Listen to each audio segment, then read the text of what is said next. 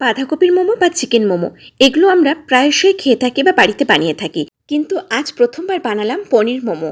আর এই রেসিপিটা আমি আপনাদের সাথে শেয়ার করব বলে চলে এসেছি। সবার প্রথমে আমাদের চ্যানেলে আপনাদের সবাইকে স্বাগত জানাই।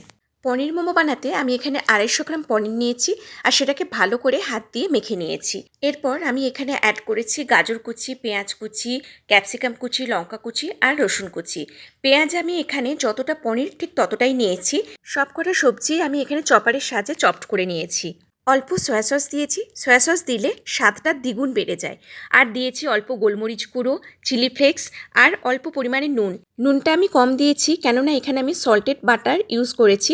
আমরা জানি বাটারেও নুন থাকে। আর এখানে আমি বাটারের সাথে একটু রিফাইন্ড অয়েল গরম করে এই পুরটার সাথে ভালো করে মেখে নিয়েছি। আচ্ছা, এখানে আমি বলে রাখি যে আমি পেঁয়াজটা বেশি নিয়েছি কেননা পেঁয়াজটা বেশি দেওয়ার ফলে পুরটা খুব জুসি হবে আর মেল্টেড বাটারটা টেস্টটা আরও বাড়িয়ে দেবে। আমি আগের থেকে ময়দাটা মেখে রেখেছিলাম। ময়দার মধ্যে নুন তেল দিয়ে ভালো করে মেখে আধ ঘন্টা রেখে দিয়েছিলাম।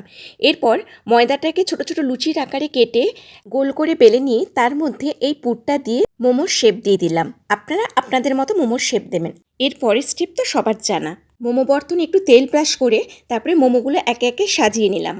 তারপর জল ফুটে আসলে মোমোগুলো দিয়ে 12 থেকে 15 মিনিট মাঝারি আঁচে ভাপিয়ে নিলাম। যখন দেখবেন মোমোর ওপরের আবরণটা স্বচ্ছ হয়ে এসেছে তখনই বুঝে যাবেন মোমো তৈরি হয়ে গেছে।